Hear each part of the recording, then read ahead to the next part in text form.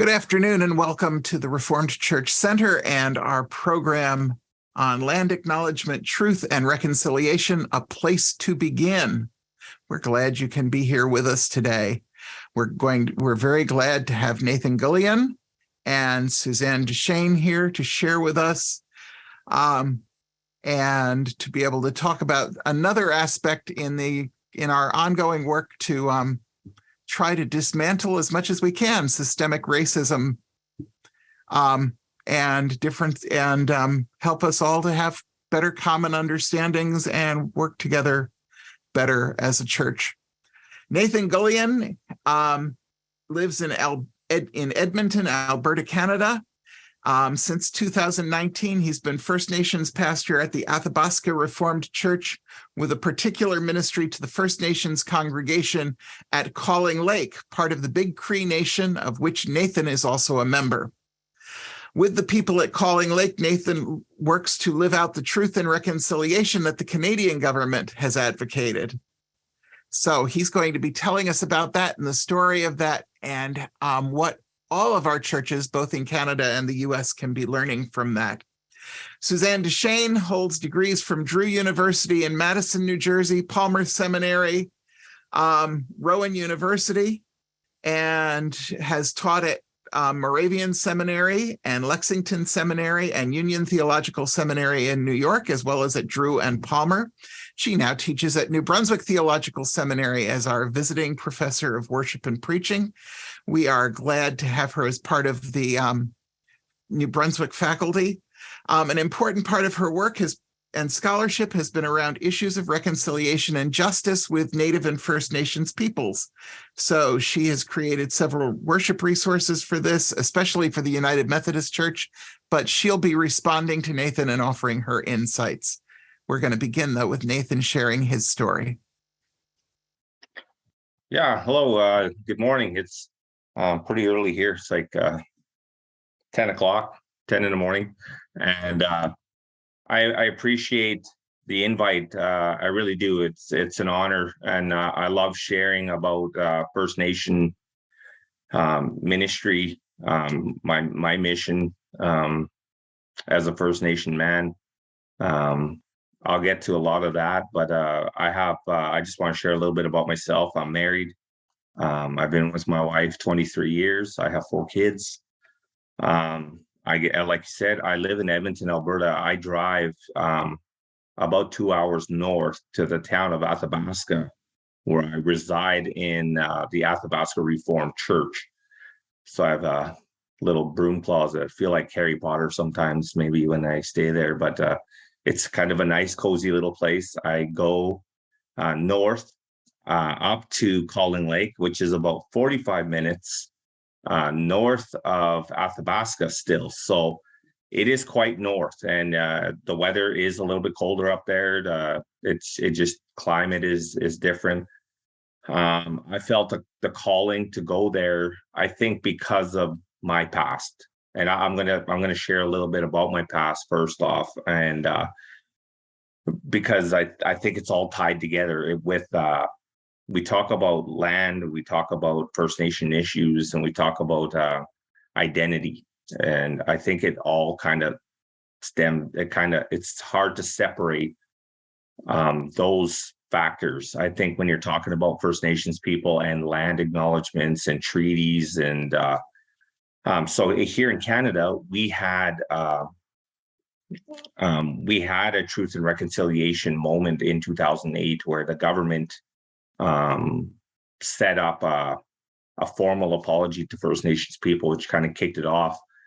And the apology was for residential schools. My grandmother was in a residential school in Wabasca with 12 of her siblings, which kind of changed our history, I guess. Moving forward, it just changed who we were as a people group, as our family changed. So that was a big change for us, but that it stemmed from 2008.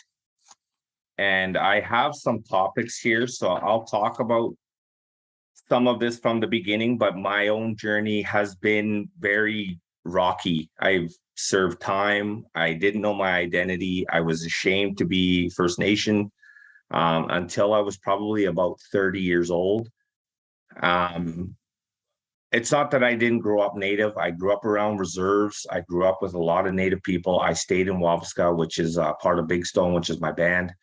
But between there and Slave Lake, I would commute back and forth.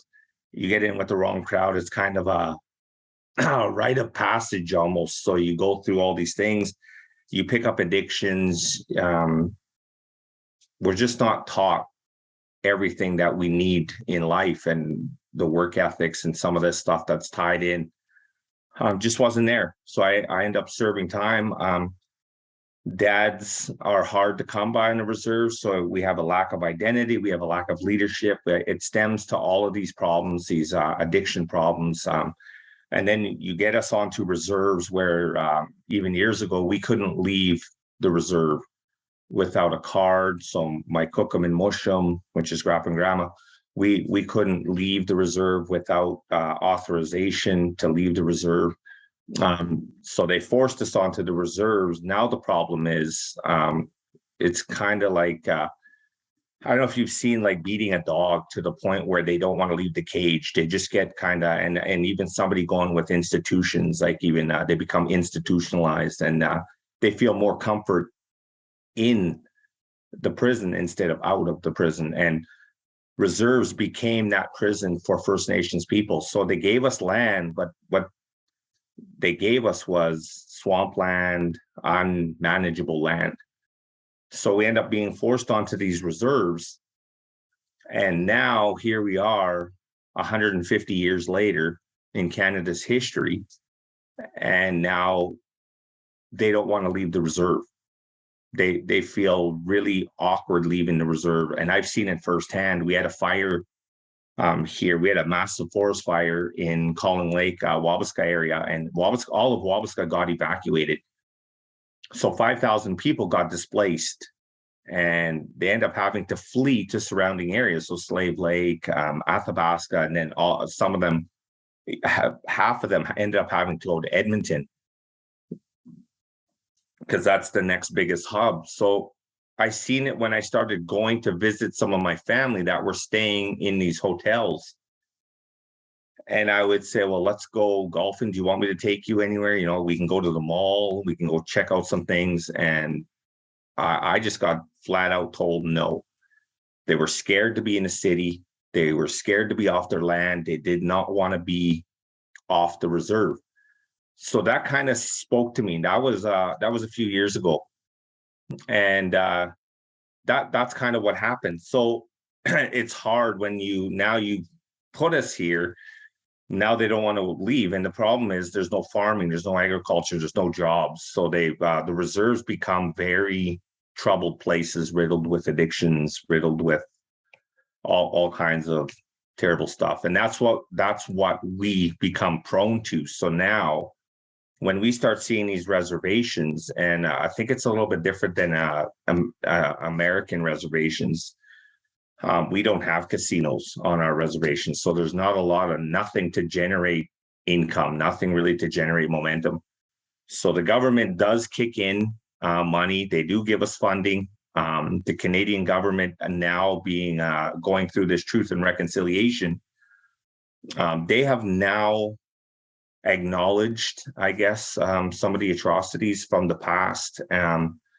The Pope was here last summer, acknowledged again the atrocities from the Catholic Church and the 5 churches that were involved in that.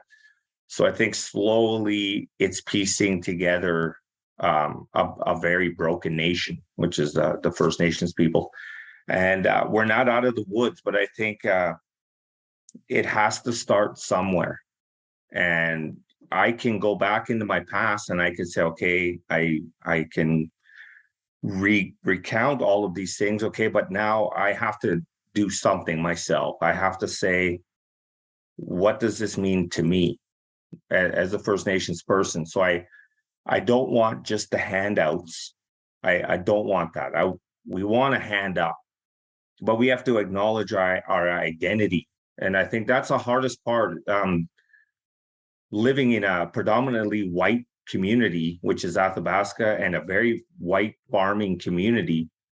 Now I get to bridge that gap. I'm going to First Nations people saying, hey, we can trust the white guys again, and we can trust these people, and they're here to help. And then I can say to the white people, hey, these people are not as bad as you guys are making them out to be. They actually have a giant heart for First Nation ministry if you guys would give them a chance. So now there's a few analogies that I've been showed, that I've read about wearing like a dress shoe and a moccasin. I wear both. So I get to go between two worlds.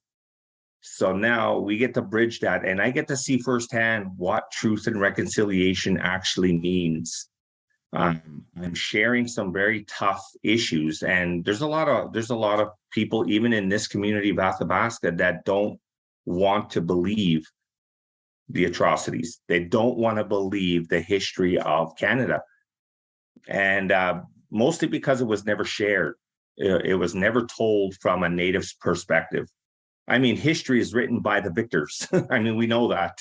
So we were a conquered nation. We got displaced. We lost a whole country. We lost everything. And if anyone's been through a blanket ceremony, it kind of tells the history. We go through the blanket ceremonies here. I've been through a few. And the people that come out of it are so impacted. And if nobody's really been through one, I would encourage you even to look online of what a blanket ceremony is. And the history of what Canada and the Canadian First Nation people went through is terrible. And it's a black mark on Canada, but we can't stay there. We can't just keep looking at that. We have to eventually move out of that mindset, I guess, of okay, this happened, but something I had to change to get out of that situation. So my situation changed only because of the acknowledgement. So in 2008, the government, which was Stephen Harper at that time, made a Truth and Reconciliation Council. So they acknowledged everything that we've been talking about. And First Nations people don't want money. They don't want anything compensation. They just want to be heard.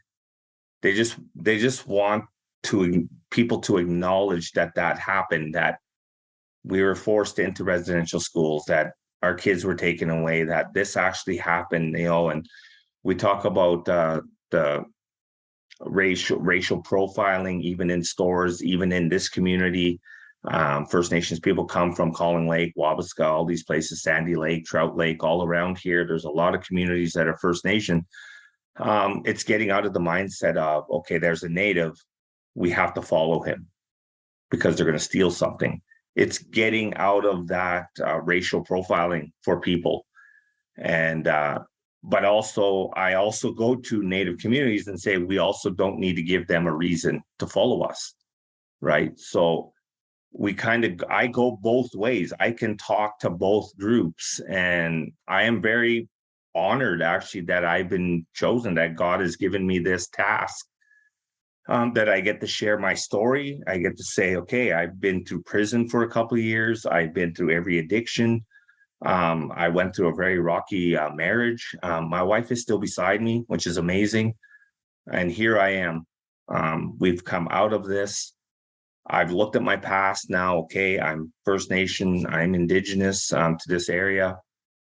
My family is riddled with addictions.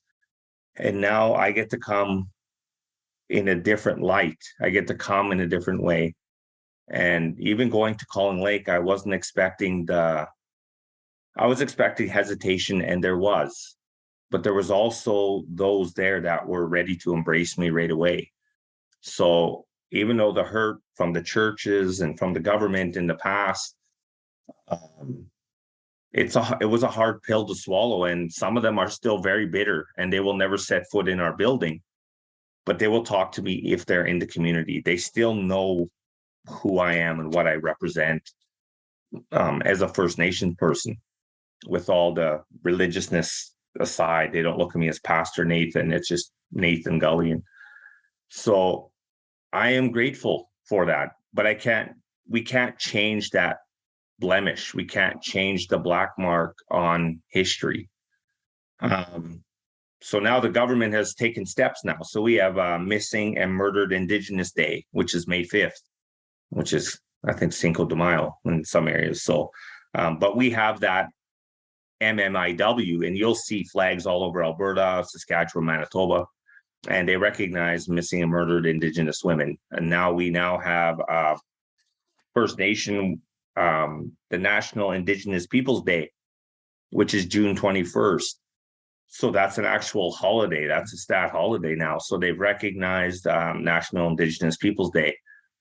It is now taught in curriculums in school. So now my kids, all 4 of my kids, have went to school with programs now acknowledging the atrocities that happened in the past and saying, hey, this thing happened. So the government is serious, not just at a municipal level, but at a federal level as well, which is huge.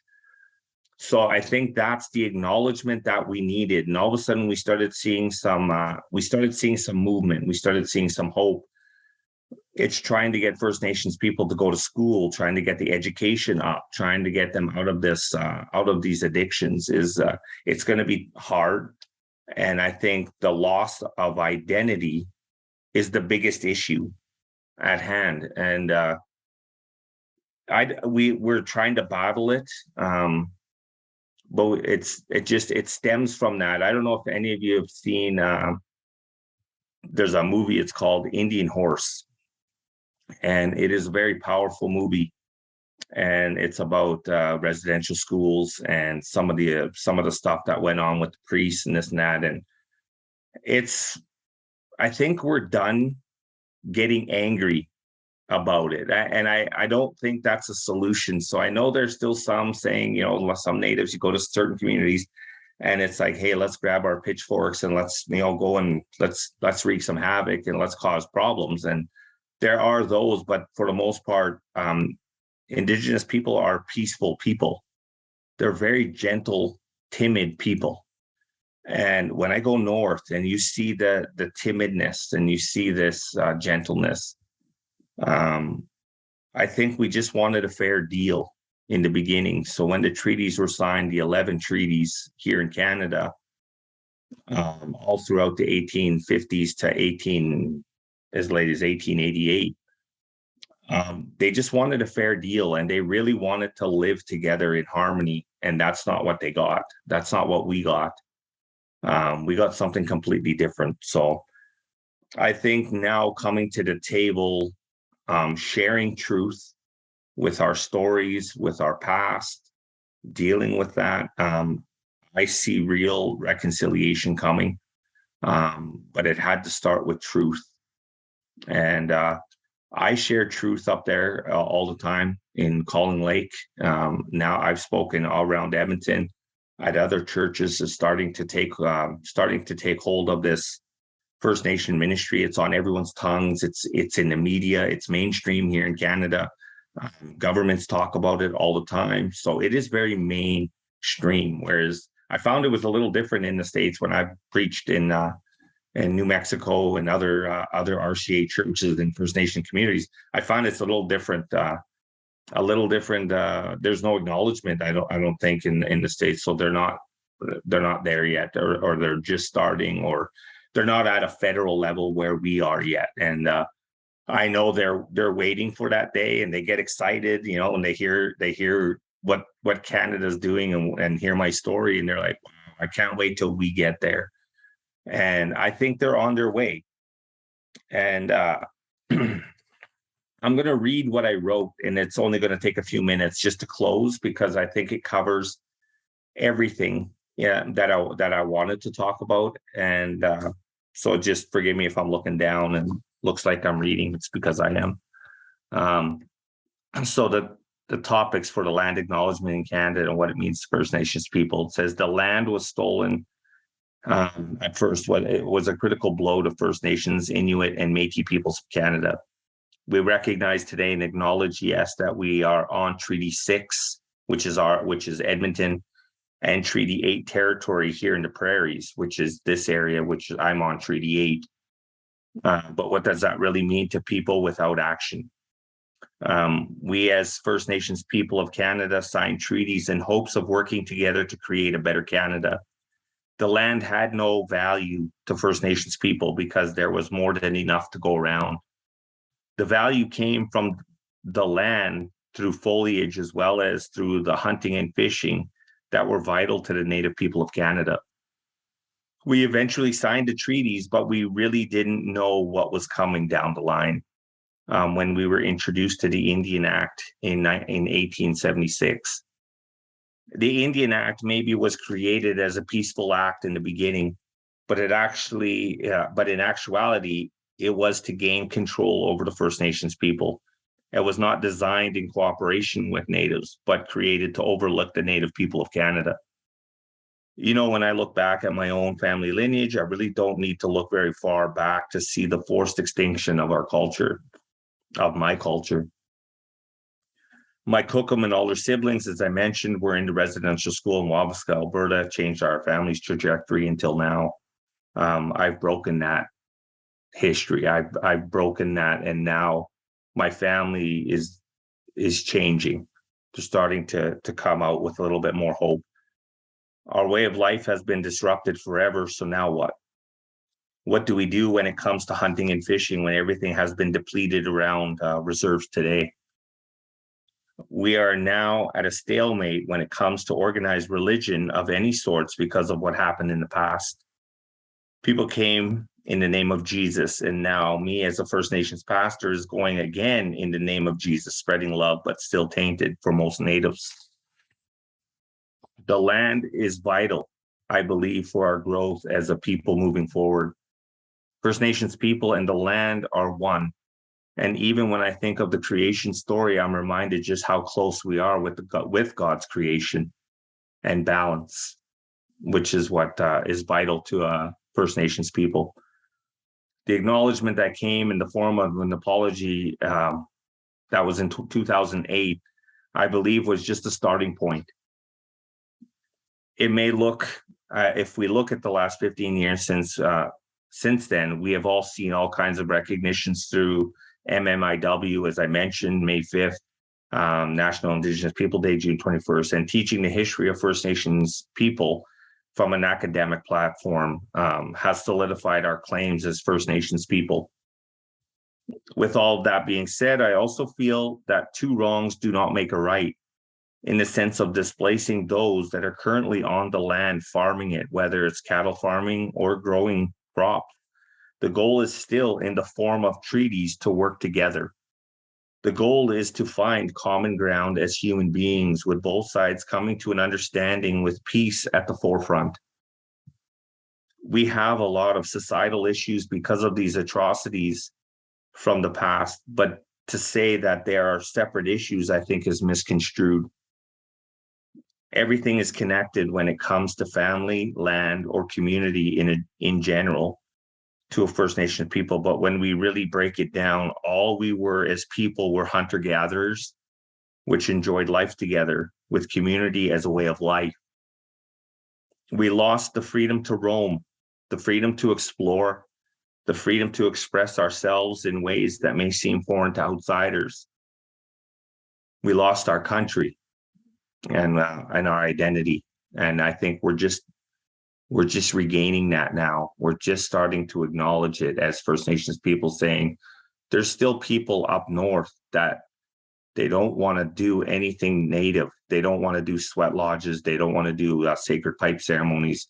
They don't want to do round dances. They don't want to do powwows. They don't want to go through these things. They don't want to smudge. They don't want to burn sweetgrass. They don't want to do these things.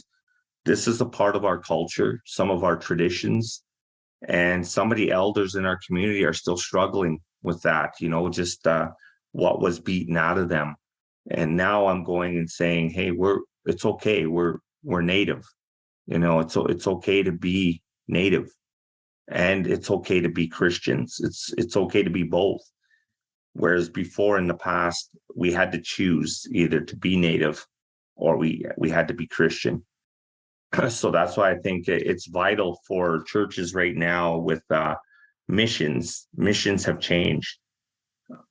Even when I was in seminary, um, our Missio Dei has changed.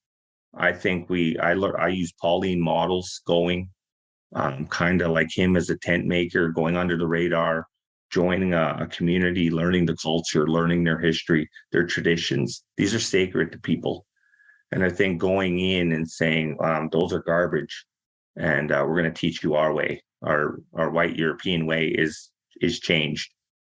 That white knight in shining armor coming to save the savages is kind of done. It's kind of over. And I think we're going with a little bit different approach. And I think the natives, maybe with any culture, are going to they're going to respond differently when it's a native pastor. If an African church has an African pastor, it's going to be changed. If a Filipino church has a Filipino pastor, it's going to change. There's going to say, "Hey, we trust this guy." It's not a, even going up north, that's not a giant 6'5" Dutch guy coming up saying, "Hey, you need to follow Jesus." It's just a native guy looking at a native face saying, "I trust God. I trust Jesus Christ. You should too." And there's something to that. Now they're saying, "Hey, this feels different. This sounds different. It looks different. It smells different." Because we do some of that. We incorporate some of that. And it's in the name of Yahweh. It's in the name of Jesus Christ. It's in the name of the Holy Spirit. So I'm grateful that God has placed me where I am. And I'm not sure how I'm doing for time. I think I'm getting close to that 25-minute mark. I'm kind of trying to be conscious about that, but I could go on and on. I'd like to hear from Suzanne if you want to go, and we can address some of the questions and answers. And I really want to encourage, don't hold back. Anyone who's watching this right now, ask some tough questions, because this is the only way that we're going to bridge these gaps, is by asking the questions. It's listening to the responses. It's kind of unpacking some of this stuff that we just might have a misunderstanding. We might not have the full picture, even from both sides. I love hearing responses as well. So I encourage you. You're not going to hurt my feelings. I'm not sure if I have feelings yet, but I'm working on it. But it's good. I really want you to ask. I have thick skin. It's okay. You're not going to offend me, and ask away. I would really like to encourage you. Thank you. Before we have a chance for everybody to ask questions, we're going to give Suzanne a chance to respond a little and add in a little. Suzanne? Thank you. Thank you, Nathan. I am so honored to be able to speak. You may notice, everybody, that Nathan introduced himself and his relations to his family and the church and the land when he started. This is kind of key to understanding a different worldview. We heard a different worldview today. I don't know if you realized it. Maybe there's some ways in which that can get teased out, but there's also some ways in which I'm going to mention later where you might be able to become more aware of that if you're not already. So one of the questions that I was first asked when I started meeting with Native peoples for my dissertation work, I met with women preachers in the Oklahoma Indian Missionary Conference, which is a conference that was begun in quote unquote Indian territory in the 19th century in the United Methodist Church, which is my denomination. So I'm going to be bringing a little bit of that worldview in as well. But one of the questions they asked me was, who are your people? So to begin with, I'm living on Seminole lands right now, but I serve in a seminary that's on Lenape lands, and my family lives on occupied Lenape lands in what's called Pennsylvania and New Jersey and parts of New York. And then down into Maryland, you're starting to get to other nations, but primarily my family's occupying Lenape lands. I descend from my maternal great-grandfather's people from Kilkenny, Ireland. My paternal grandmother's people are from Great Britain, Scotland, and Ireland. And my other lineage is presently lost, but I did do some DNA testing at the ask of a Navajo elder as I started to do this work. He said, you need to find out who you are. Little key to what I'm going to talk about later. But DNA testing shown that I'm French and Southeast Asian, possibly Filipino. I have a very great love for that place. So maybe the Philippines, and Ghana. And my name is French, but you'll also see my middle name, Winona, which is Lakota. And there are stories of Native lineage in my family. And my brother actually has some DNA evidence, but I do not. And my family assimilated into the dominant US culture in the 18th century, and I was raised with those cultural values. And as you can hear, my primary language is English, but I was raised with un petit peu avec français. Ma mère, my grandmother, actually, she called herself ma mère, not grand-mère. But really, mostly, I am Amber, you're a Christian, an Amber, you're a Christian woman in a position of privilege within the dominant white culture in the United States. And I am influenced by a settler immigrant worldview. And this part of my worldview is an important part of my journey as I enter into relationship with people and understanding that. Now, I can unpack all that for you. If you get a chance to look at anything written by George Tinker, Dr. Tink Tinker, he's a professor emeritus of studies at Iliff School of Theology. He talks a lot about this, the understanding in how we present ourselves and the systems in which we live and the waters that we swim in that affect our worldview, recognizing that by living in the Americas, I need to recognize America first. So I'm not European American, I'm Amer Euro. And the fact that this country was built on Christianity, I wouldn't necessarily say Christian principles though. Due to the doctrine of discovery, due to papal edicts, etc., this land was conquered by the church, by Christian peoples. So I am a, as he would say, small c Christian woman. And that's a big part of who I am, because that is also part of my journey, is understanding that history and that trauma. And this really is the key, I think, to beginning this journey. I worked very hard to discover my background because this white supremacist culture that we swim in the US and in Canada, or on Turtle Island, as many indigenous peoples call this land, it affects me. And it affects the relationships that Nathan was presenting by giving a different worldview. The land, the animals, the plants, the trees, the wind, the air, the water, even the minerals around us, these are our relatives from an indigenous people's worldview. And this is a huge umbrella I just named. I'm saying indigenous peoples, 2 capitalized words, comes out of the UN Indigenous Peoples Forum and the declaration by the indigenous peoples around the world. But really, we're talking about so many different languages and peoples and nations that live in this land still, and recognizing that. So each nation, just as you would have differences between the Germans and the French, the British, and Ghana and South Africa, just as you're going to have cultural differences, language differences, you're going to have differences. And so recognizing that we are living amongst many peoples.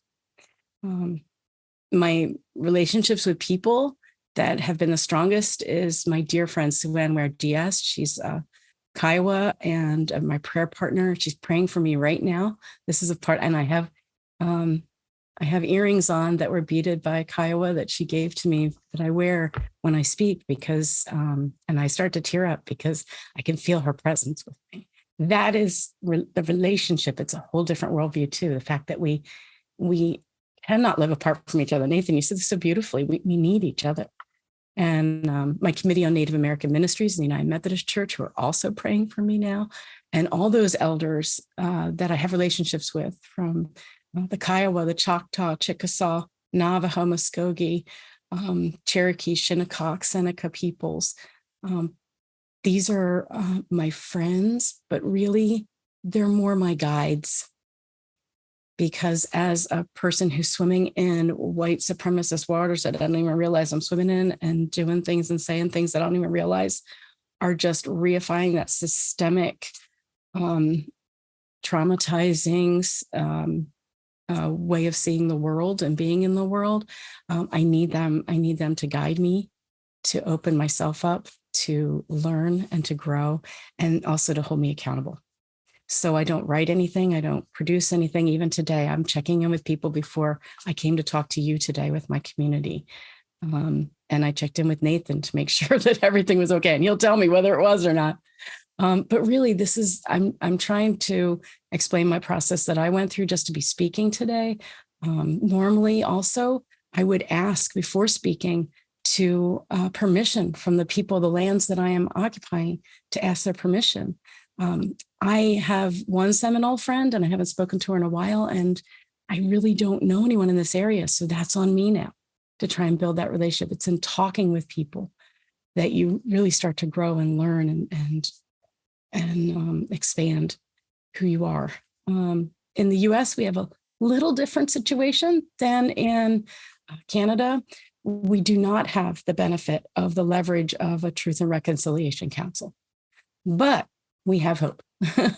We have Secretary Deb Haaland for the Secretary of Interior. She's the first Native American woman to serve as Cabinet Secretary, and she has been working very hard on missing and murdered Indigenous women. You heard about that from Nathan, and also land rights, sovereignty rights, et cetera, in the United States. So if you're interested in learning more about this, you can go to the Department of Interior, to the website. You can really connect in many ways that way. But I would offer for our RCA friends, this declaration that we have is leverage now. Just as other denominations, including my own, have provided a way to a new path in the UMC, we have now got leverage to start opening up conversations, to start seeing the world differently, to start doing things differently, and maybe come to understand the world differently. But how do we do that? How do we begin the conversation?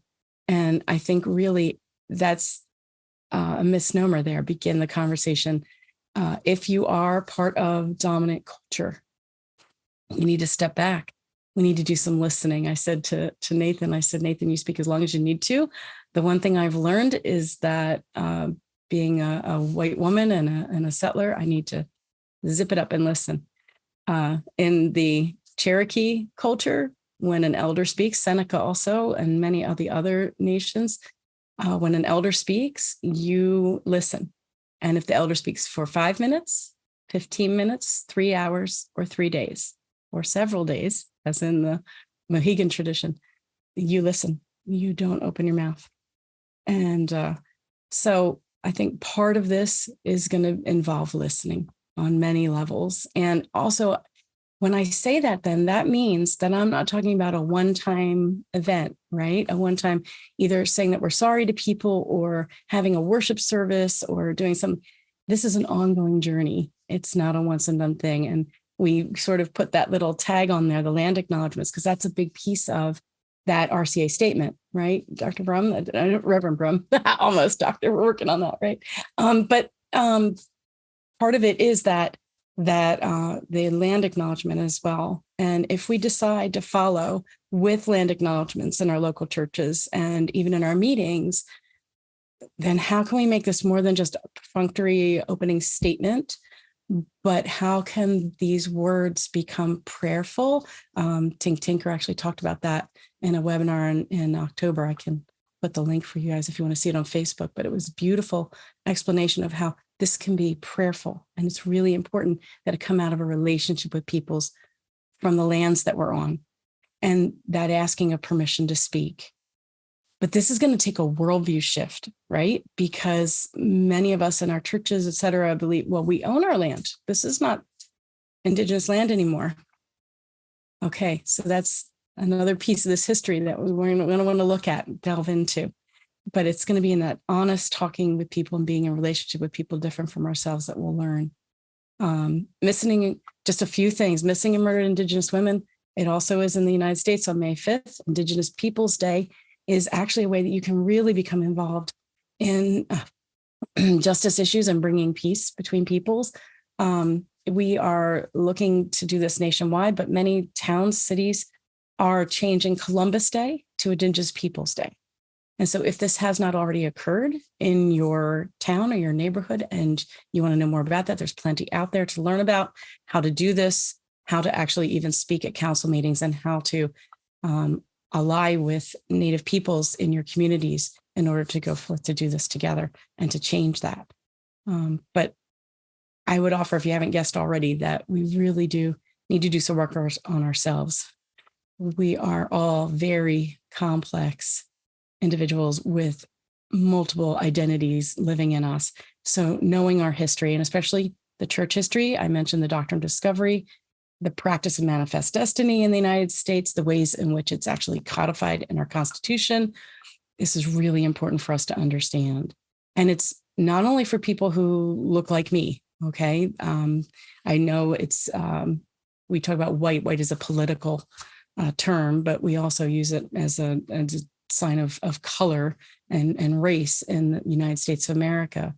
I have to look it up now. The professor who uses the word arrivants meaning people who were brought here against their will to this country, who didn't choose to emigrate. So you notice I also use the word immigrant for myself. All right, so I'm a settler, I'm an immigrant. May not be recent, might be the 18th century, but still, but arrivants are groups of people that were brought here against their will and were enslaved and were forced to come here. And regardless of how we got here, I'm going to offer that we are all occupying someone else's lands that have been stolen, and that we all benefit from systemic institutions, including the church, who benefit from these stolen lands. But again, these systems, they're huge. They're pressing on us all the time. Nathan talked about that. It gets you into a cycle. You can get into an understanding about what can I possibly do? Trying to do something is also a sign of a different worldview. Trying to fix it all the time is a sign of another. So really, I can't stress enough relationships with people, realizing this is not going to be easy. People have been hurt. It is really difficult not to continue hurting people. I have probably said some things just in the last few minutes that are hurtful, and I apologize if I have, and open to conversations about that, because that's important. Some good resources maybe we can somehow get that into the chat for you, but there is a brand new book coming out, summer 2023. I just did an endorsement for it. Unsettling Worship, Reforming Liturgy for Right Relations with Indigenous Communities by Sarah Travis. She's coming out of the Canadian context, but I would offer that the things that she recognizes and lifts up would also be helpful for us in the US. And then another book, which is on land acknowledgements, particularly, which is what I'm writing a review on right now. So this was so fortuitous, James, that we were doing this. We All Go Back to the Land by Suzanne Keepto. And I hope I did not butcher her name. I should have contacted her. This is another piece. Folks, if we're not sure about pronunciations, contact people, find out so that we can honor people and not harm. But I know I was talking fast because there was so much, Nathan, that you got me thinking about. So I'll stop now and we can go to Q&A. Or Nathan, if you want to talk more, I would just love to hear you talk more. Thank you. Nathan, do you want to lead off a little, or shall I call and see if there are folks who are ready to raise their electronic hands? So far, nobody's doing that, so go ahead and talk. Yeah, okay. I'm okay. It is a touchy subject, because we even acknowledging First Nations. So we don't have blood quantum here in Canada. So you guys have blood quantum in the States, and I've heard very negative things about that, and we don't measure that here. So we actually can't ask what level of indigenous you are. It's illegal. And I mentioned this at a customs guy as I was coming across the border, because there's no border to us. So and they're like, well, you've got a kind of a lengthy criminal record here. What's your business here? And I said, well, I'm going to an indigenous conference down in New Mexico, maybe El Paso at that time. I don't know. And he said, well, you have to explain this. And he said, so are you Native? And I said, yeah, First Nation from Big Stone. I said, I'm from northern Alberta and I'm at the border. And he said, well, what percentage are you? And I've never been asked that question in my life. And I said, you actually can't ask me that question. I said, in Canada, that's illegal. And he said, well, you're not in Canada and you're trying to come into my country. And that was firsthand, kind of showed me, Suzanne was talking about the systemic problem.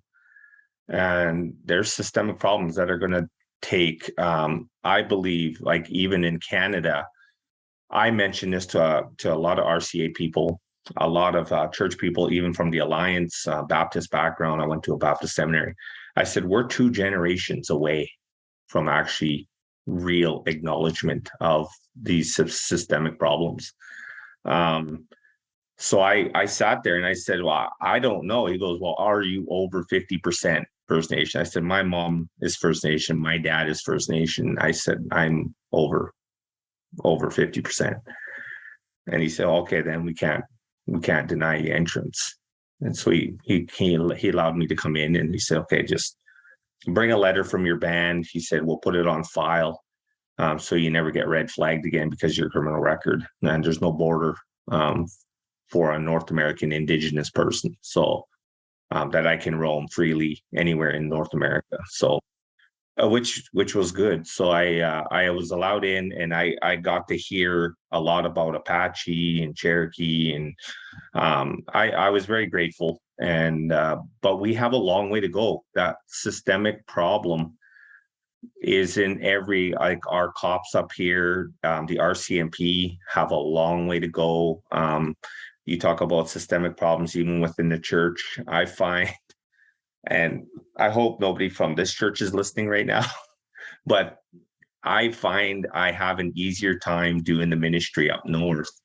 I dread coming to speak at this church, or even coming to meetings here at this church, at a Reformed church, because there's still that old guard that's still there. And I'm like, I just don't know how to communicate with these people to get them to understand the dilemma that I'm in.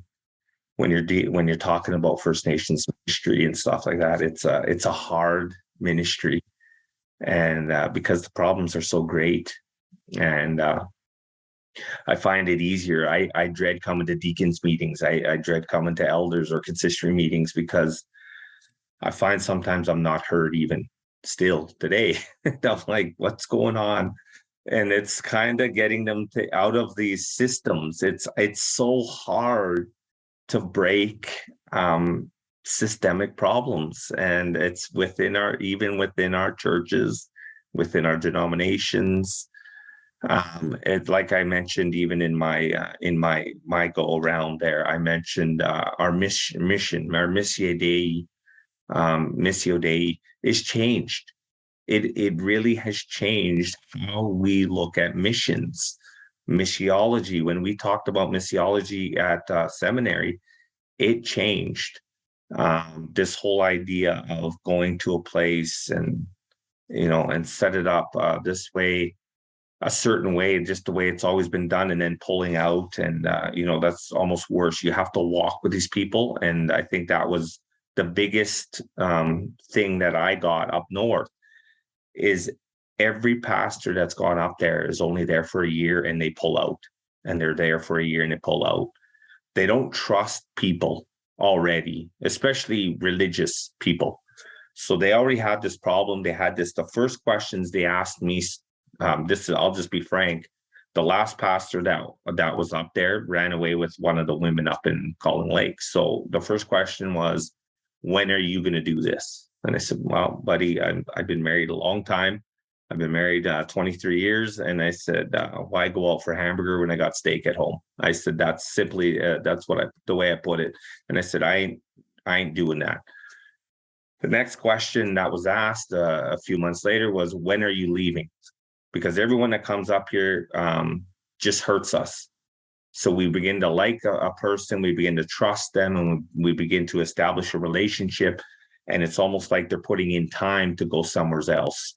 And then so it becomes a mission field, but it's a short-term mission field, where I think some of these people that come to Native, when they're doing Native ministry, it really has to be a calling. And I believe it's got to be long-term. It's that ideology of short-term missions, at least at Taylor, where I went, and Sioux Falls, has changed. And that ideology of short-term missions is kind of a bad word at least at the seminaries I went to. It's long-term mission. God is calling people to go into long-term mission. And that's kind of what's changed. And I've told the people now, I've been up there 3.5 years, almost 4 years. And I'm like, I'm not going anywhere. I'm not going anywhere unless God says go somewhere. I'm here for the long haul. And there was almost a sigh of relief in the community, because I like them, they like me. There's been a trust established. I'm trying to introduce them to the gospel in a very tangible way. If you come to our church, it's decorated with Native art. It is very warm. It is very welcoming to them. They see their faces on the wall. I have Native nativity scenes I put out at Christmas. Everything is First Nation stuff. I'm First Nation. I have sweetgrass on the altar next to my cross that I have at the front. And that signifies exactly who I am.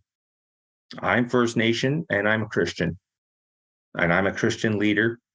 And that's what they're finally gravitating to. And some of the elders in the community actually started crying, because they've never been told they could be both. It's one or the other. And I'm like, we don't have to choose. We can go to these cultures. If you read the Bible, they went to all these cultures. And I just think that this systemic problem is going to take time. We're addressing police now here in Canada. They have training now for indigenous people.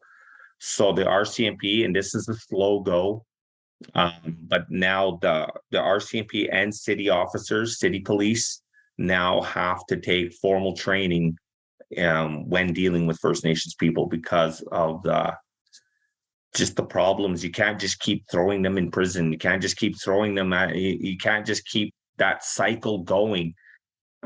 There's got to be something more. So I wish there was programs when I was in jail. So I was just kept going in and out of jail, 90 days, 60 days, 9 months, a year, 6 months.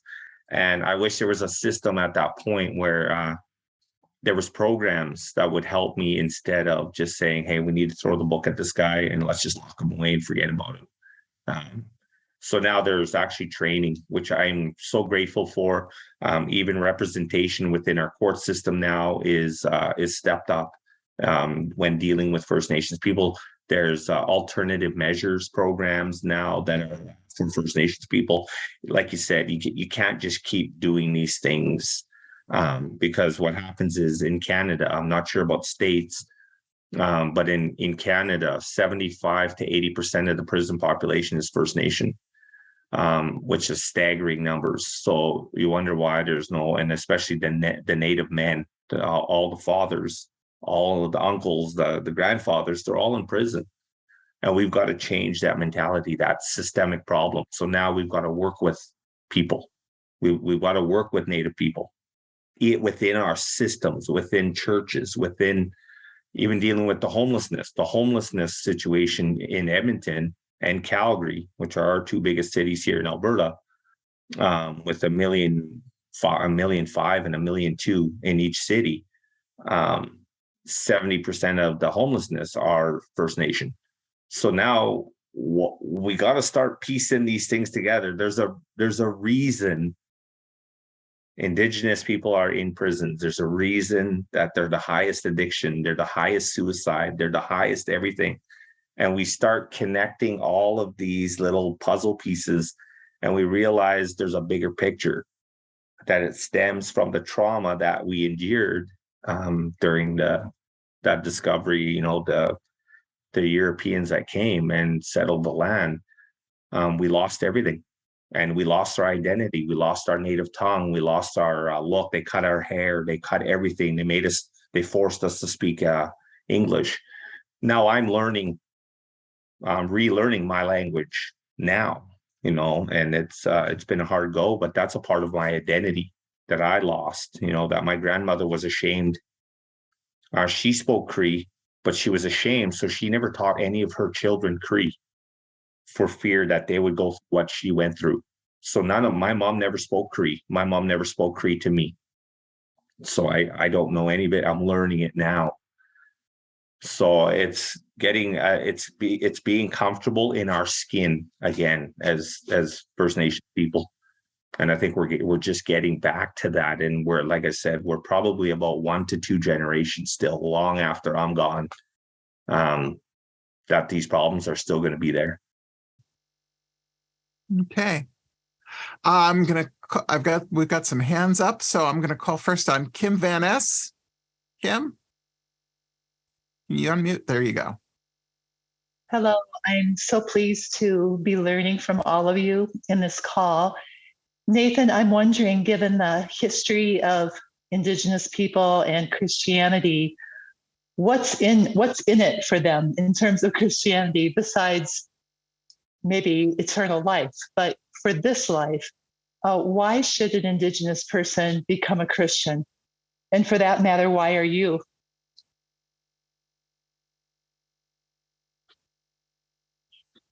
Oh, thank you.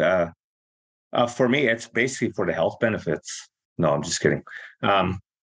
It's because I found something where I think the Bible and Yahweh and the creation story is not far off from Native understanding of who the Creator is. And once I started linking that, I found peace there. And when God called me, it was a very traumatic thing. So I'm hooked on meth. I'm a drunk. I'm homeless. My wife left me with my son. I've got every addiction. I gambled everything away. I've smoked. I've ingested everything I possibly could in and out of prison. And I found that God became real to me. Before, this was at the time when I acknowledged, and it was because I acknowledged Jesus and my identity in Christ that he revealed my identity as a First Nations person. I don't know if that makes sense, but actually I became more Native when I accepted my identity in Christ. And it was a weird transition, but slowly he started working with me. He's like, Nathan, you can be Native. This is your identity. But you got to get rid of some of these things. And he gave me strength. And all of a sudden I started feeling this power. I was compelled. Slowly one addiction got pulled away. Another addiction got pulled away. Another addiction. And slowly my life got better. And it was because of Creator God. And I started going to Native people saying the Creator's real. But you're a little bit off on what your understanding of him is. So it's kind of like that, the unknown God in Acts. And they reveal, Paul's like, oh, hey, I know that guy. That's Yahweh. He's like, yeah, you guys are close. And I'm revealing now what's already been in Native communities for hundreds of years, long before I ever went there. And I keep telling them, I'm like, I'm not bringing you Jesus. Jesus has been here. The Holy Spirit's been here long before I ever got here. I'm just get to be the guy that's going to reveal it in a certain way that maybe they understand, they gravitate to. And I say there's power if you can actually submit, and we can do this together. And we had a Bible study last night, and the topic kind of turned to addictions. And we started talking about addictions, and it got to the point where they were me. And I was scared, because who would I be without my addictions? They've been with me for so long, since I was 12. And when I first started drinking, when I first started smoking, and this was very acceptable in my family. And I started telling them about the victories that I've had. I started telling them about Jesus and the strength that I got. And all of a sudden, two of the women were crying, and they're like, we need this. We need this in this community. And that was my transition. I needed Christianity was God reaching me. And then now him using me to reach my community, the greater community within my First Nation people. Of even just Big Stone is probably one of the biggest one of the biggest bands in Canada. So it's actually, we have about 7,000 to 10,000 members, which is massive, massive for a reserve and for band members. So now I have a big platform. I get to go to people and share my story. And now they're watching me and they're like, hey, this is the guy that used to steal cars, used to fight, used to be in and out of jail, was a drunk, this and that. So now my whole community knows who I am. They know my story. I have a very big family and we're all cousins, literally. When we say everyone's our cousin, literally everyone's our cousin. So on communities. So now they know my story, and there's hope being brought into these communities. And I believe it's not bringing religion. It's not bringing a religiosity. It's bringing relationships. It's bringing the relationship between Christ and our First Nations people, whom he loves greatly.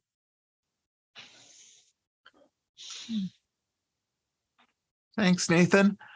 Valentina Jones, go ahead and unmute. And you had a question? Yes.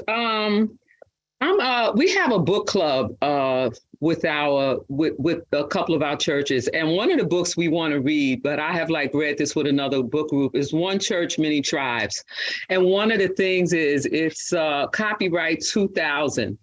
And one of the things people have asked and thought about is what is pertinent for right now. So one of the things written here is this was the first time they have felt free to use their tribal songs and dances for worship.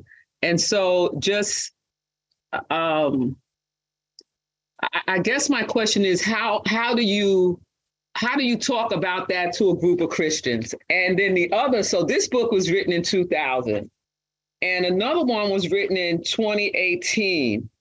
And it says, every day he prayed in Navajo using corn pollen from his medicine bag. And I was wondering, how do you talk about those two kinds of things from a Christian perspective and from a Christian perspective? Because one of the things I noticed in the One Church, Many Tribes, he talked about how they had talked to them about, Navajo traditions didn't comply with Christian traditions. And the other thing I thought about is, since this book was written in 2000, you seem like you might be a little up in age. And so my other question is, what is it like for, say, children and teens growing up indigenous now? So those are my three questions. Is how would you talk about every day he prayed in Navajo using corn pollen from his medicine and incorporating their songs and dances for worship from a Christian perspective? And what is it like for young people and teenagers now? I would say teenagers more so, teenagers and young adults now, emerging adults. That's my questions.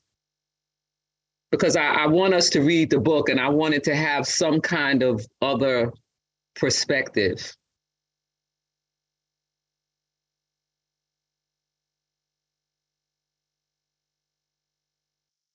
Is that to me?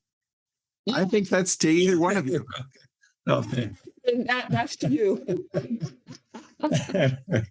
Because it sounds like you almost sound like you had the same experience that this person had in the book that wrote it in 2000. Yeah, I had a very similar understanding. And now I would say today, I'm very cautious. I'm still cautious when I'm engaging in Native tradition. I still have boundaries, I guess would be the best way to put it, where I don't tell anyone what to do. I don't know if that makes sense. I'm not there to tell them how to live or what to think or anything. That's God's job. I think I've stepped back and let God be God. And God in my life, I just want to share a story with you about my mother. And my mother is a traditional, so she got back into her, as she got older, she got back into her traditions, a native way, kind of incorporated all this stuff. And she ended up buying my son as a baby a dream catcher, a native dream catcher. And the tradition is for the elder, for the cookum or whatever, to put this over. So the cookum or the grandmother would put this over, and it's a dream catcher. It's got feathers and this and that. And it's supposed to take away nightmares that the baby has and stuff. So it's for protection. But that's not what I believe, and that's not what God revealed to me. So I had to tell my mom, I can't have that. It actually brought nightmares into my child, into my oldest, Marcus. So I said, I can't have that. So I had to tell my mom gently that I couldn't have a dream catcher. So there's things within our tradition, because everything is so spiritual to First Nations people. And I joke about it even in there. I'm like, well, this pen is spiritual. My Tim Hortons cup is spiritual. Everything is connected. So we have to be careful still. Some things we can participate in. Some things I tell them, bring Jesus with you wherever you go. God is with you wherever you go. That he says he will never leave you nor forsake you. So that means he's with you. So if you're going to your community, and then I'm telling them too, I mean, when in Rome, do as the Romans do, or being all things to all people all the time, like Paul says, without compromising my faith. So now what does that mean? So I've got to be careful with my spirituality, especially as a leader in my native community. I can practice certain things. I love drumming. I love it. I absolutely love drumming. So we had a big a meet and greet with our chief and council. So they just got into power just on last Tuesday. We had a meet and greet, and we have the traditional smudging at the beginning. And then we did the drumming ceremony and this and that. And I love those. I absolutely love those. So I would encourage people, do that, but listen to what God is telling you about how to engage with tradition, with culture. Like you're talking about some deep-rooted stuff within cultures. And I think we still have to be careful to not become Hellenistic. I guess we incorporate all of those things like that, eat, drink, and be merry, for the Greeks, but that's not who we are as Christians. So we had to be careful. So what we can practice, and I love the dancing, I love the powwows, I love brown dances. So there are definitely things that we can do without worshiping a different God altogether, or worshiping something that might be misconstrued as a different deity or a different God altogether. So even when I went up to Calling Lake, the creator that the natives understand as creator and the creator that I understand as creator God are not the same, if that makes sense. Yes. So this is not the same understanding. So I had to reveal to them what this creator God is, who he is as Yahweh. So the creator's always been at a distance, always on the outside, but there was no person. There was no persona to this creator. So they all prayed to the creator, and they prayed and prayed and prayed, but our community is still broken. The only one that can come and fix it is Jesus. So now I brought that creator format down into a personal relationship with Jesus. And then now telling them that the creator, the Father, is Yahweh, which I call him creator, but it's different. So there's a revelation that needs to happen within First Nations community, and it has to be done gently. It has to be revealed very gently with First Nations people, because these are their most sacred beliefs. And what happened before in the past is people just come in and trampled on them and said, this is garbage. We're going to teach you the right way. And that's not what we're doing. That's not our goal. Our goal is to reveal who Jesus is in a very loving, hopeful, and tolerant way. And through accepting of the culture. So I think sometimes just me being Native, I share the stories of when I was a kid, when we used to go to powwows and all the teepees, and we used to play in them, and I loved all that. And I share those stories, and they share with me the language. But I'm also aware that there's things that we are bound by the Bible, and without serving two gods. So the other question was, how is it different now for teenagers and emerging adults? Teenagers are right now, this is our mission has changed. Our focus has changed to the teenagers, to the young ones right now in our community, because they are lost. So these are kids now that don't know their identity. So we're working with their moms and their dads, and they're cook 'em and mush 'em like their grandparents. But now the young ones are so influenced by social media. Now we have a hard time with even incorporating their identity as a First Nations person, let alone Christianity. So now they're lost, I think, on two levels, which is going to make it very hard for us. It's starting small. Again, we have a lot of churches within the RCA that come up now, up to Calling Lake. We had a few groups that came up, and they do like VBS, so they're like vacation Bible school. So in the summer we had a 1 week program, and then a 1 week program, and then a 1 week program. Another church came out, and different denominations are finding out what we're doing up in Calling Lake. And there was a Pentecostal church that joined us, and a group of about 20, another church, and young adults came up for a blanket ceremony. And slowly we're trying to give them this idea of who First Nations people is. And we're telling the young ones, it's okay. This is who we are. Even my own children, like we'll be watching some Native movie, or we're watching Dances with Wolves, and all these natives are on there, and I say, hey, that's us, and they would laugh and giggle and say, that's not us, Dad. We don't look like that. We don't do that. And I said, that's our origin. And, they kind of giggle, but it's trying to instill in them that that's who we used to be, but that's still in us. That's still us as people, that we're still connected to the land. We're still connected to each other. That community means more to us than anything else. And it's trying to instill that into the young people now. And we're up against a few walls there because of the social media platforms, and just this loss of identity from my generation and my mother's generation. Now it's getting harder to find, harder to teach that to our children.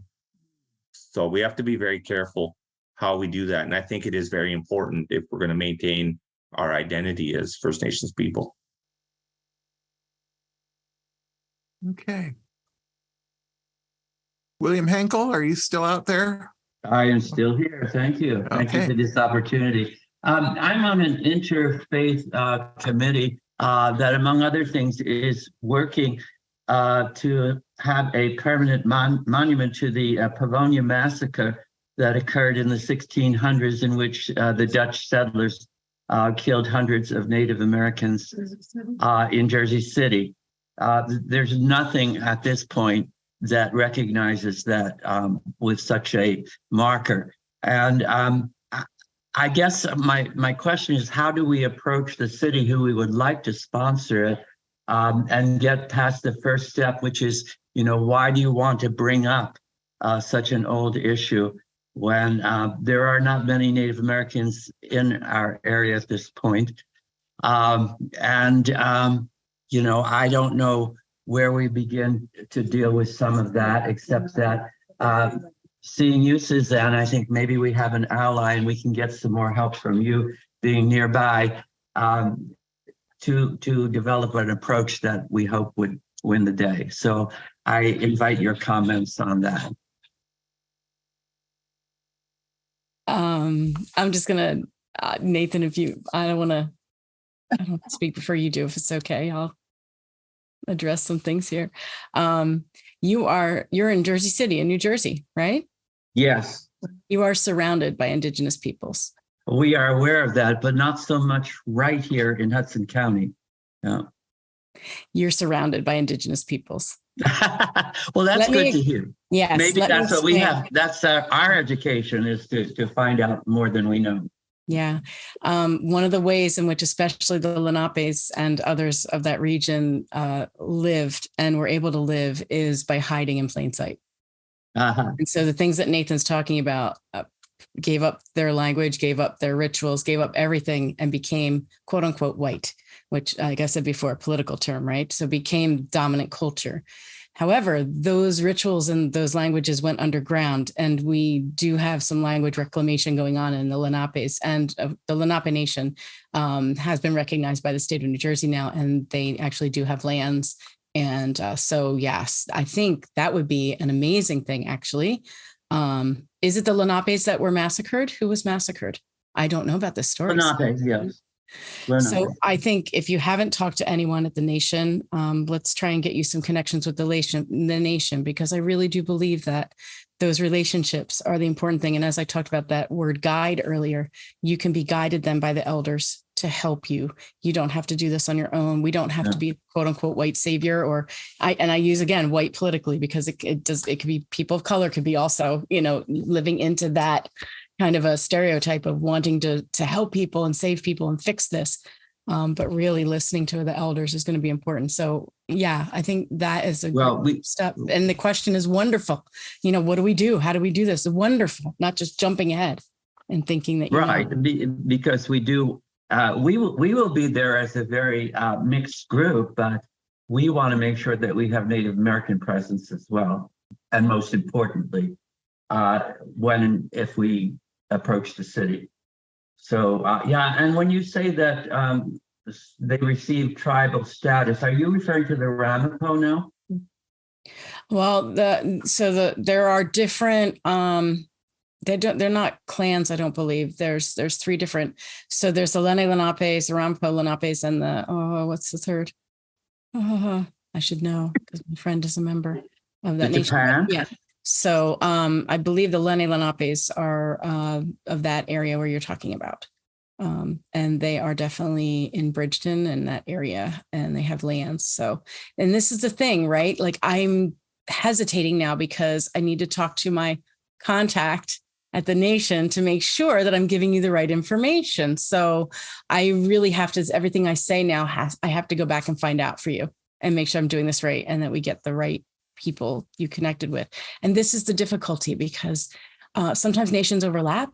Here, I'm talking about being on Seminole territory, but because of colonization and people being moved, the Muskogee were here, the Mixi. Again, I am butchering. I need to get to know folks so I can know how to pronounce it. But people got moved in and out. Nathan mentioned treaties. Many of the land acknowledgements in Canada, they mention treaties as part of the land acknowledgement.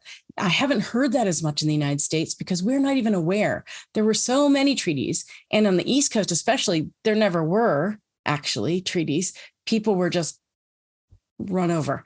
And as I say, intermarried, hid out in plain sight, etc. In fact, a number of folks, if you go to Lenape Nation today, here in New Jersey, you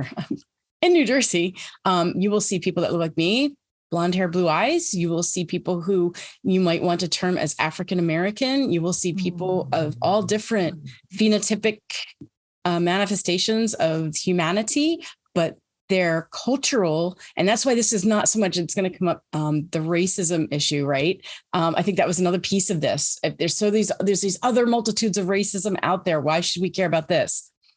I think for us, and this is what I was talking about, leverage with the RCA, the colonization was begun through the church. And it's violent, forced conversion.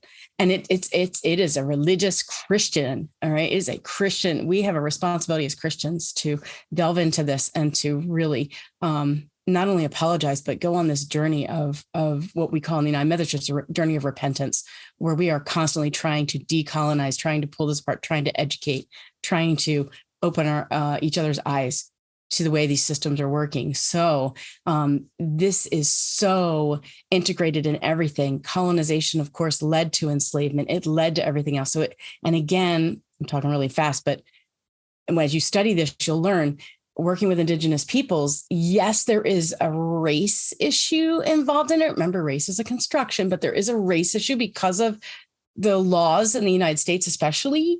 But really, it is a national sovereignty issue. So this is a political issue. So again, I'm using the word issue. These are human beings. These are peoples that have been identified in certain ways that Nathan was talking about blood quantum. That's a whole other webinar right there. So these are the kinds of things that when you get into relationship with folk that you'll start to learn, and then you'll be able to work together as allies to go to boards and councils and to really make change that hopefully can be lasting. But it is a journey. It is a journey. Well, So thank you. I talk too much. I want to say for the sake of honesty that I actually live in Secaucus, the land of the snakes, next to Weehawken, the land of the oysters, and not far from Paramus, the land of the turkeys. So that's and where I was previously from Conshohocken, which is rapid, beautiful waters. So yeah, it's fun. Yeah, thank you so much. Thank you. LL DeBrill. Hello. It's more of a comment because I'm just so struck by, I have cousins in Ruby, Alaska, who are Athabascans. And the stories that they tell are more about capitalism than colonization. And the fact that most of us, I use the word European American, also from Conshohocken and South Philly, we tend to paint all Native people as with one brush. And the delight is to hear the differences in the stories and to get to know my cousins, is to know their story, and then to spread that idea out and hear the other stories, and to be really aware that just because you know one person, you don't know everyone. So I'm really thankful for this time today. And of course, the word Athabascan is very loved in our family. So thank you, Nathan. And thank you, Suzanne.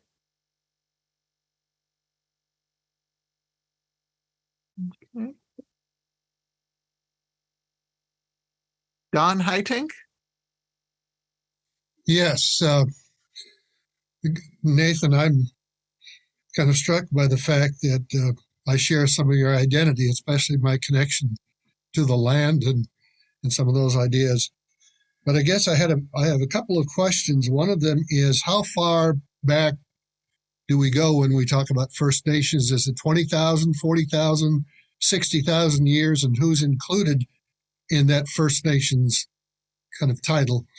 The other thing I was, the word systemic, maybe I misunderstand it, but for me, that is a word that encourages me to be hopeless, because since I'm systemically white, I could probably take a teaspoon of bleach at night, but it probably wouldn't fix my whiteness. And so I'm kind of a victim of my identity. And so I think I'm stuck with being that because that's who I am. And the third comment or thought is, I guess I'm looking for some handles in terms of reconciliation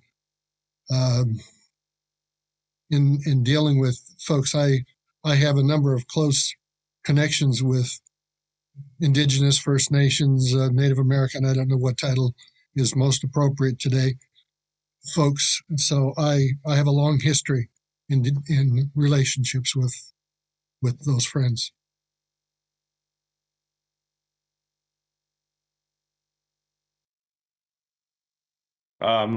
for us, like when we talk about it, so we have acknowledgements here in even in the Alberta government, within legislature, and within even at Oiler games. So even at Edmonton Oiler, even at a NHL level, there's always an elder. So there's a chief that speaks at every game, and he has a headdress on, and he acknowledges. It's always mentioned. It's called time in memoriam. So we acknowledge it's time in memoriam is basically everything that we can remember, as far back as we can remember. What that constitutes. So when we talk about First Nations people, we talk about just the people that were here before white European people, before the colonization, which is basically, I don't know when did Columbus, 1492. I mean, I think that's a big day in Native American history, because that was the day we lost everything. Like, it's people came, and it changed our trajectory only from that time on.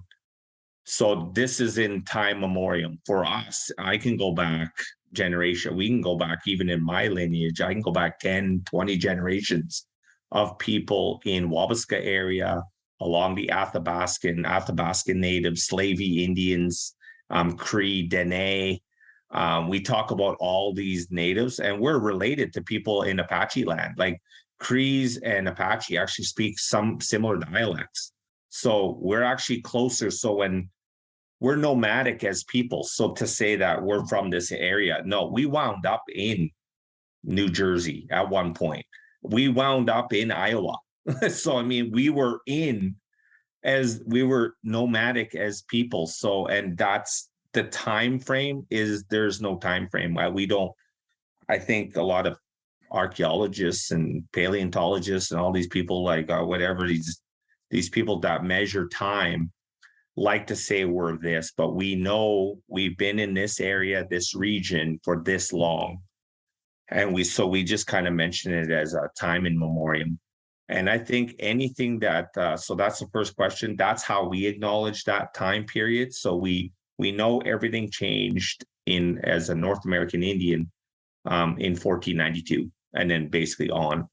So everything kind of changed for us. Our whole landscape changed. Our whole trajectory changed.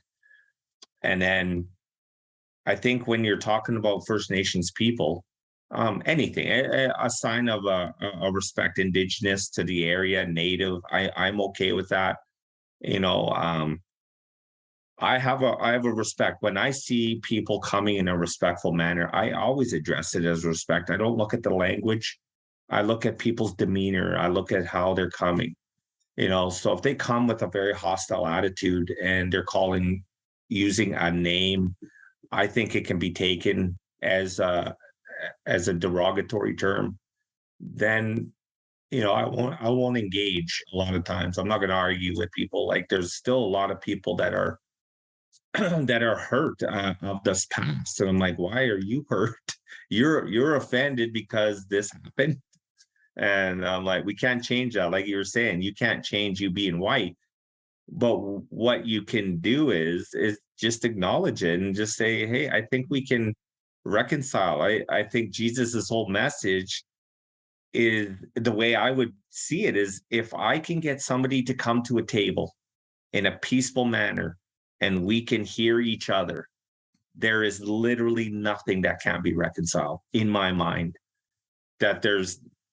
If it's done in a peaceful acknowledgement, and then a very respectful acknowledgement, and we come to the table, I honestly don't believe there's nothing that we can't accomplish with Jesus Christ. I've talked to people, and they don't know how to acknowledge it, or maybe their demeanor. And I think just coming, people acknowledge me in different ways. I'm like, no, don't acknowledge me that way. I'm just a plain old Indian. I'm like, yeah, I don't need all that titles and this and that. I'm just this guy. If I can be used, like I said in the beginning of my speech, I am a guy that wears a dress shoe and I wear a moccasin on one foot, and that's how God has used me. I walk in both worlds, as you can see. Like, I'm still native, but I still don't, I can walk amongst people and still be unnoticed, unrecognizable, even as a First Nation person. You know, I take my hat off and then I, kind of pull my hair back a little bit, and I can get a little bit more native. But I like walking in both worlds, and I like sharing with people who are willing to listen and learn. And I think that's the goal. That's the goal of this seminar. That's always been the goal with Truth and Reconciliation. It's let's sit down, and this is going on in another province, just our neighbor, just to the east of us, which is Saskatchewan. There's Mennonite communities that have taken all the farmland from the native people and are now sitting at tables together, acknowledging one another, listening to each other's story, and now they both get to blame the government together. No, I'm just kidding. It's not the government's fault, but we're just talking about issues, just real life issues, and say, this is not the goal. The goal is not to displace you guys and give us our land back, and because we've already been displaced. Two wrongs don't make a right, like I said. So what do we do with the situation? And I don't believe throwing money at a problem it doesn't solve anything. I think there's got to be some real acknowledgement. We're talking about systemic problems. We're just talking about acknowledging our past. And even with the monument from the last guy who was mentioning, hey, we should put a monument up. I think if you're going with the heart of truth and reconciliation, and you're going in the heart of, this is not to make people feel terrible, but it's actually a monument that can be proud, and we can be proud to walk by and just say, hey, we are on Treaty 6 land, or we're on Treaty 8 land, or we're on Nanoshpi, whatever the acknowledgement is. It can be a sign of hope. It can be a sign of bridging something together, two cultures. And when you actually sit down, you realize we're not that different. We actually have similar goals, especially when it comes to family, when it comes to community, when it comes to unity. We have very similar goals. So I think that's always been the acknowledgement. And in my case, that is how we're going to bridge it. It's got to be done by the right people as well. People that are still not through it. I have somebody I went to seminary with who still has a lot of hurt and still a lot of bitterness and a little bit of anger toward this whole situation. And I said, I don't know if I would put her in front of the cameras at this point, because it can create division, it can create hostility. And so you got to have the right people. You got to have people with an open mind, open heart, willing to listen to one another. Thank you. I really love that, Nathan, because I think, Don, it's important, especially for a dominant culture like I am, to acknowledge it and to feel it. But at the same time, that looking into my own identity and discovering that I also come from displaced peoples in Ireland, it doesn't mean that I can now suddenly claim some sort of victim status, but it needs some grieving, because this is a traumatic system that hurts all of us. And that it's beautiful that you're here. It's beautiful that you acknowledge that this traumatized me too. Yeah, it traumatizes all of us. That's why it's so important. And this is why I think, though the system set up by our church, and I talk about the mother church, right? Christianity began this, then perhaps this is the only way. We are the only ones that can truly start to really undo this with Christ's help, as you said, Nathan, with God's help and Creator's help, because it's going to take more than just human effort, right? But certainly, I think that systems can be dismantled, but it's going to take a lot of work and generations. You mentioned that too, Nathan. It's going to take generations of work. This is slow. That's why I say it's a journey. This is a journey. This isn't a one time, we're going to do a land acknowledgement and feel better, which I didn't hear you saying at all, Don. This is a journey. So I'm so glad all of us have gotten on this journey today. This next step, this is just marvelous. Well, I also hear stories of folks who have told me that the church saved them by some of the activities, engagements they had. with Native American, I call them Native American people. So I think there are all kinds of stories out there. Okay. We are officially past our time. I know that. I know a few people have already had to slip out. And if any of the rest of you do, I understand. We have 2 people left in the queue with questions. So I'm going to call on each of them. But for everybody else, I hope you can stick around for a minute and listen to these last sets of answers. This is the beginning of the conversation, just a beginning. And we will have other conversations about this at the Reformed Church Center and in programs like this in the future. Don't know what those look like yet, but they'll be coming. For now, Janet Cardello. Janet, you still there? Yes, I am. Thank you. I am the director of Christian education in my church, so I lead Sunday school for our children. And you were talking about systemic change, and I believe it begins with the children. Bring up the children. We can start the work, but the children need to be aware of this. How do I introduce this subject matter? Because I don't think our children are aware of these truths and the possibility of reconciliation to a people that we have done much injustice.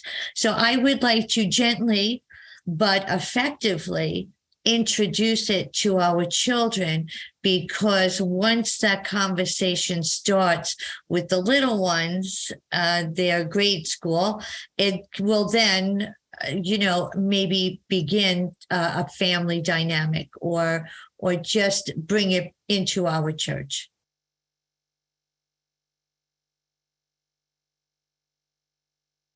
Nathan, I didn't know if you had something, but I could chat all day about this kind of stuff. But I think Janet, and we've talked before about things like this, talking about Thanksgiving Day.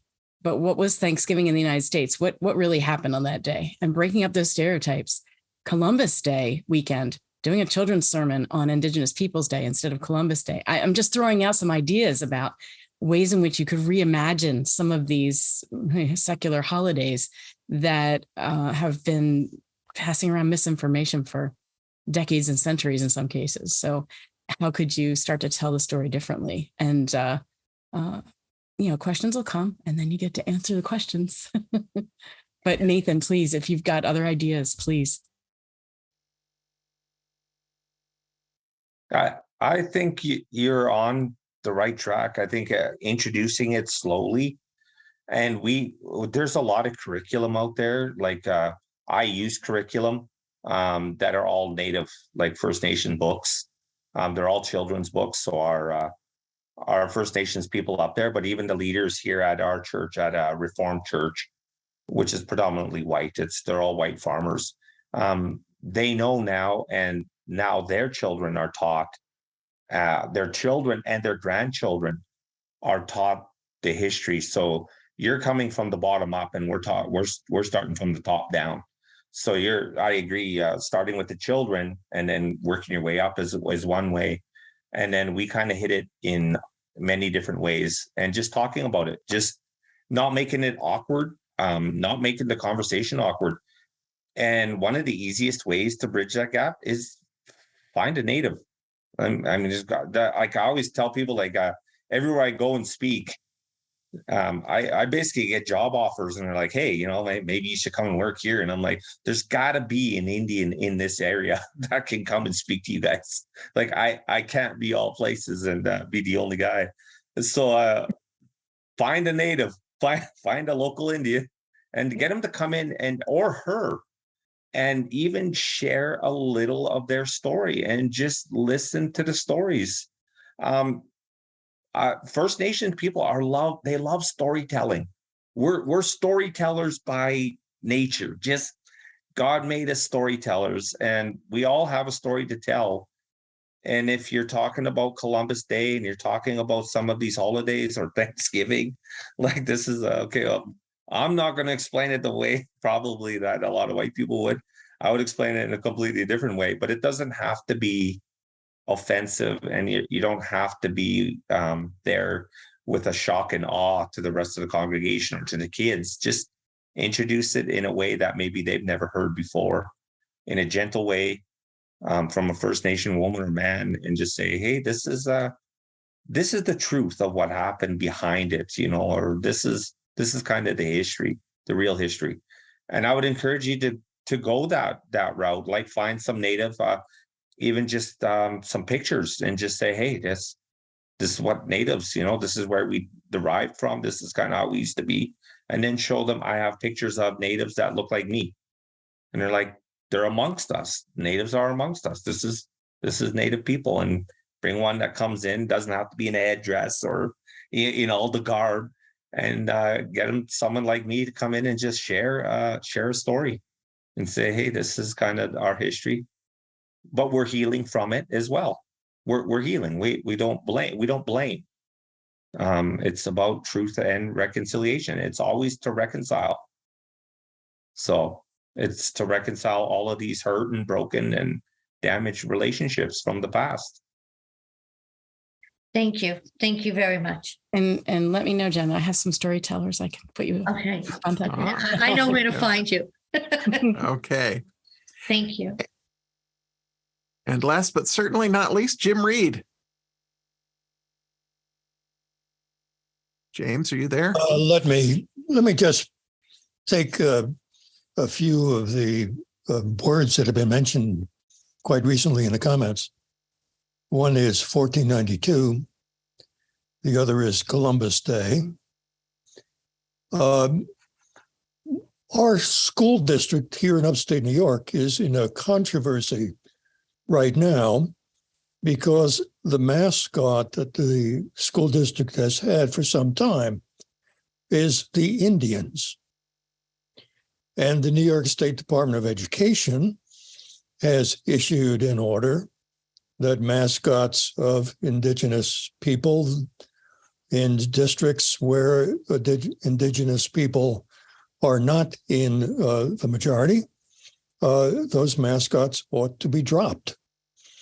Find some other mascot. Indians does not cut it. There has been great resistance in our area and in our school district, including an election of a board of education that wants to take this to the Supreme Court and is willing to use taxpayer money to do that. Indians, of course, was originated by one Christopher Columbus. And he did that for a particular reason. He was hired to find a short route to Asia. And when he encountered people who didn't quite look like what he expected, he still wanted his paycheck. And so he went back and he said, well, these people are from India, Los Indios. It was, of course, a fraud. And when that fraud began to become more transparent, he took a nasty turn. And Columbus used Los Indios as a racial slur. That is, he used it to describe Native Americans as savages, as uncultured, as less than human. And he also took some rather dramatic steps to try to increase his income from the trade in the Caribbean. He invented plantation agriculture in Hispaniola 150 years before the first African slave holders landed in Virginia. And by 1496, he had enslaved Native Americans in order to run that plantation. In fact, in 1497, his son complained that those native slaves just didn't work hard enough.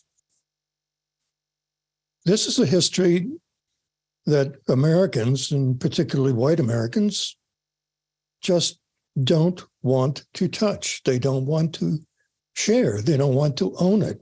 They don't want to educate their young.